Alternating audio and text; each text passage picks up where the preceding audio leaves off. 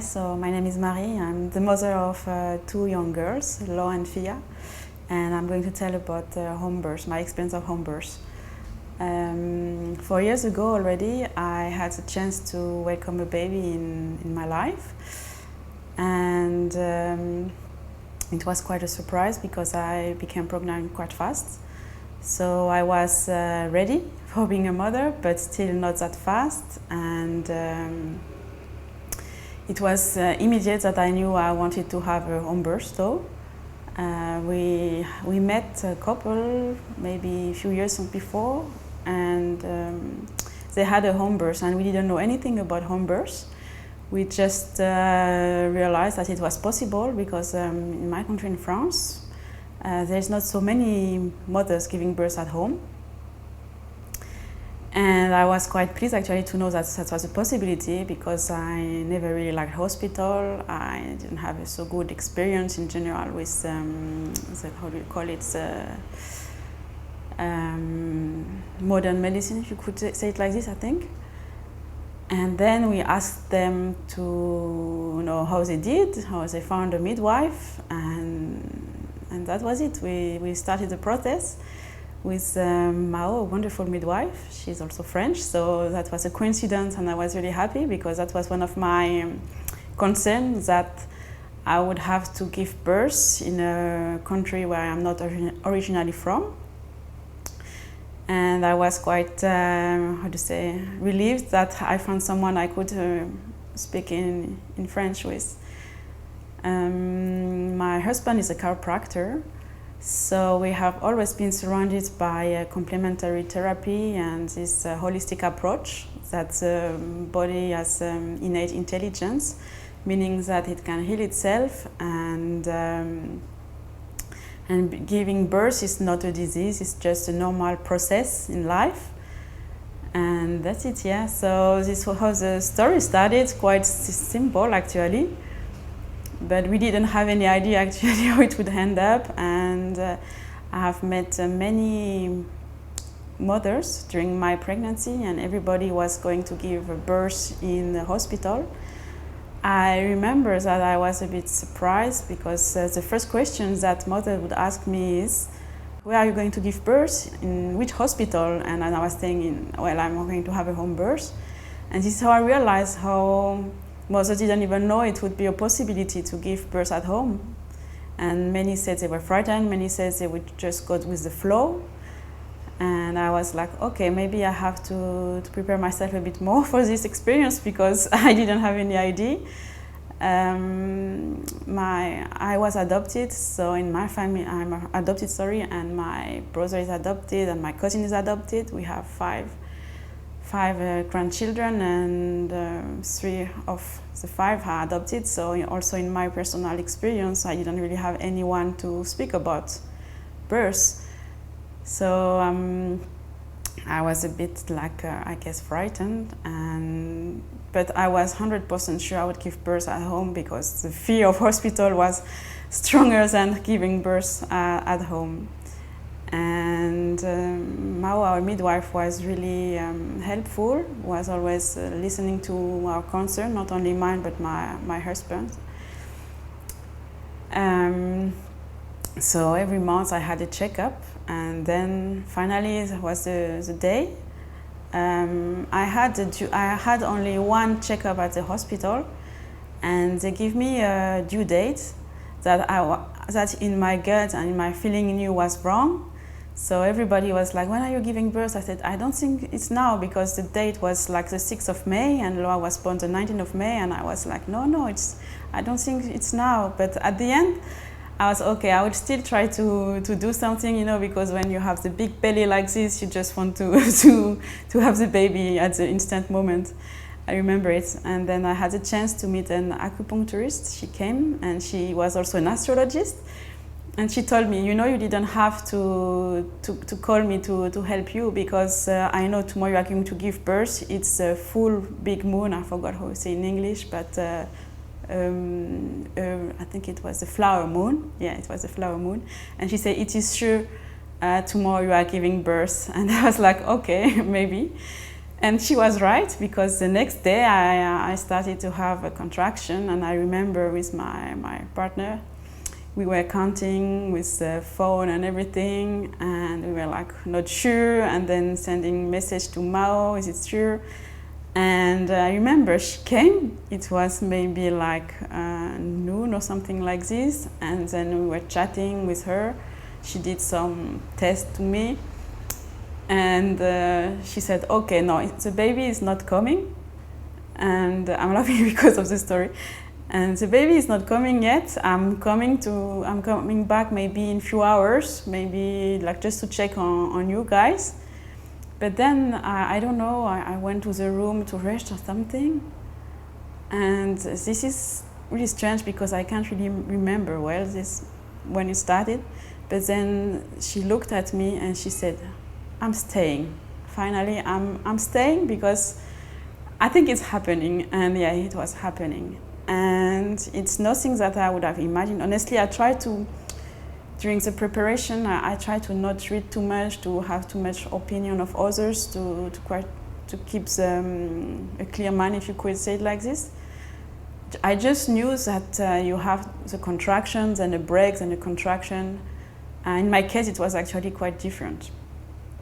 And I just can't remember, because you are such in a different state that I don't remember exactly how long it lasted, because we closed the curtains and it was dark, and even to this day I'm not sure how long. I remember Mao saying that it lasted like a regular time for a first mother. But even now, I could not say how long it lasted. I just remember that I had the contraction all the time, literally all the time. It was not like she said, like contraction, break, contraction. It was contraction, contraction, contraction, contraction. But they were not that intense, so it was quite bearable. And we did a mistake. We told my parents that I was giving birth, that it was happening. And Mao thought it would be really fast because I was dilating quite fast, but then it wasn't. And they put the pool to help me with everything. And I put one foot in the water, and I was like, okay, this is not for me. I tried again. I stayed. I couldn't find a position.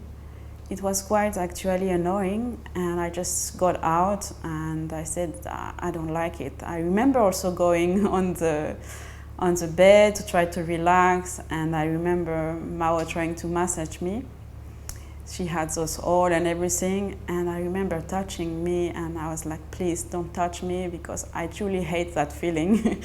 Right now, I rather want to be alone and or with my husband. So thanks to my husband, I have been able to give birth at home, because for the first birth it was quite demanding. I only wanted to be with him. I only wanted to hold my hands. I only wanted him to be here with me. I remember he wanted to text my parents to say finally it will stay longer, but I couldn't. I just wanted him to be by my side.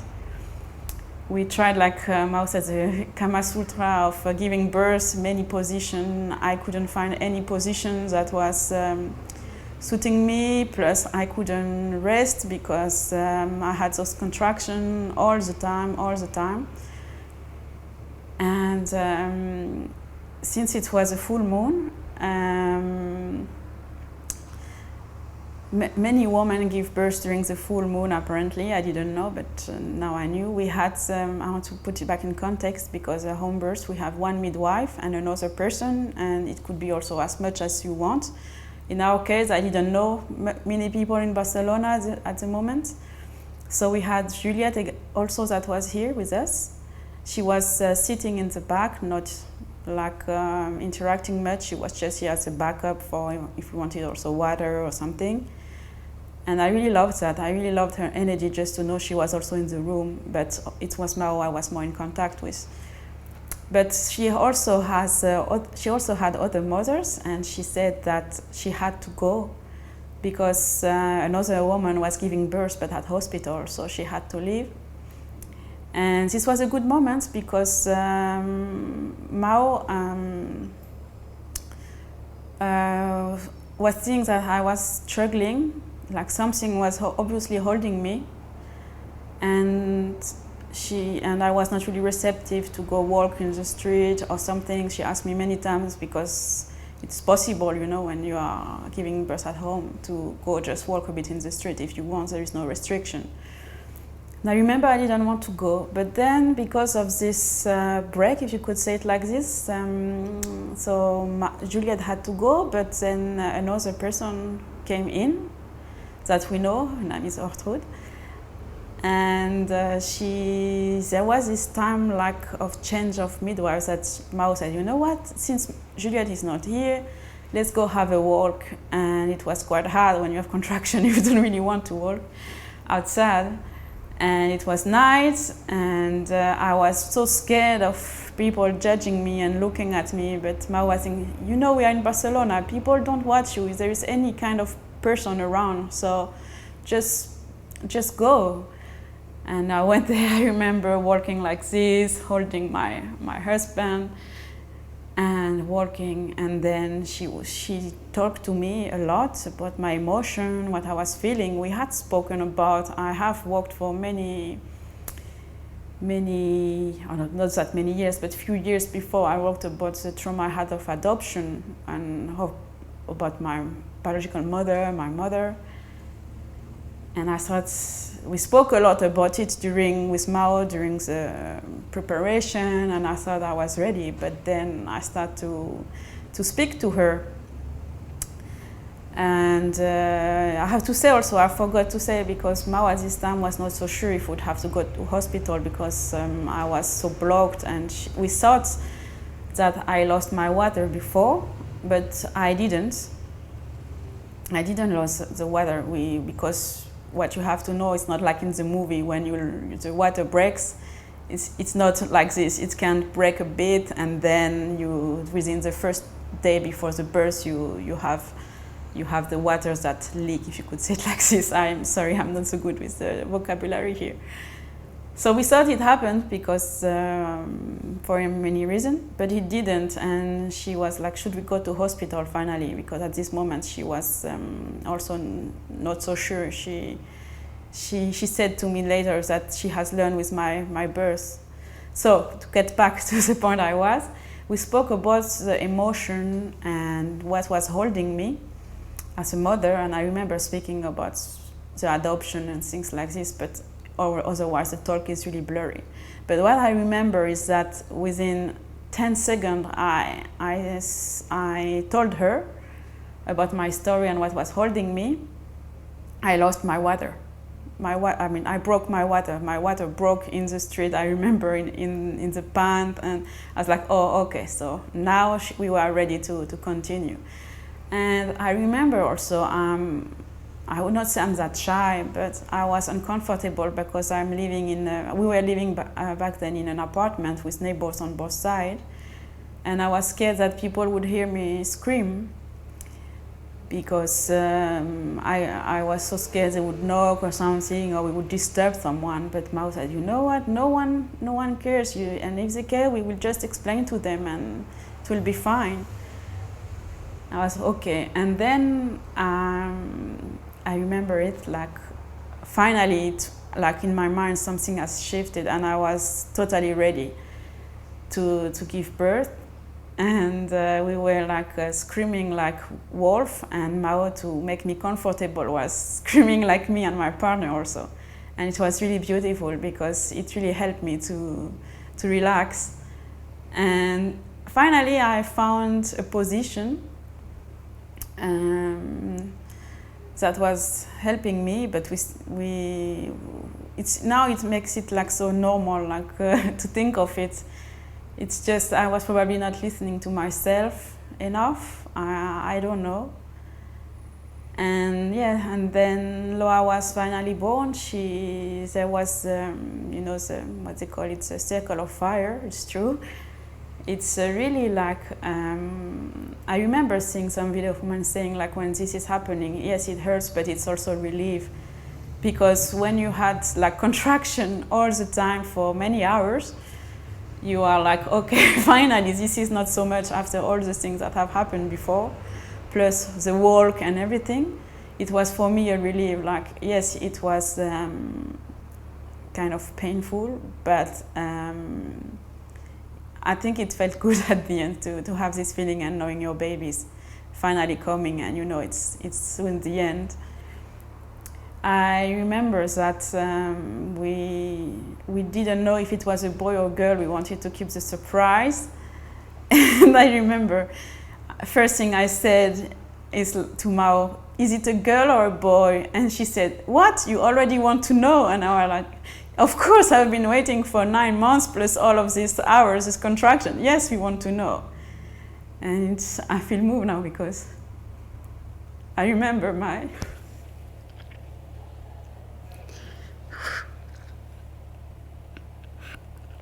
husband saying, it's a little girl, but the pride in his eyes, and yeah, that was really beautiful, yeah. And yeah, the fact that he could hold her like immediately, he could see her. Yes, this is why I chose home birth. This is for this. This is because we had the space and we have made friends with these people. Mao is now like a really good friend of us. And yeah, this is an experience you create friendship. It's not only a home birth, it's everything. It's being part of a community. It's being, yeah, it's just so nice. I always say I'm not objective because my experience was so nice that you can't describe, you have to live it. And the fact that you can just be home makes a difference. My baby was 57 centimeters for 3.750 kilos, so she was a big baby. I'm 157 centimeters, just to show. So also, if I would have been in the traditional system, if you could say it like this, what would they have let me have this baby? I don't know. But Mao trusts the process, trusts that I could do it. And at the end, everything was just perfect. Everything was just perfect, and I keep a really good memory of it.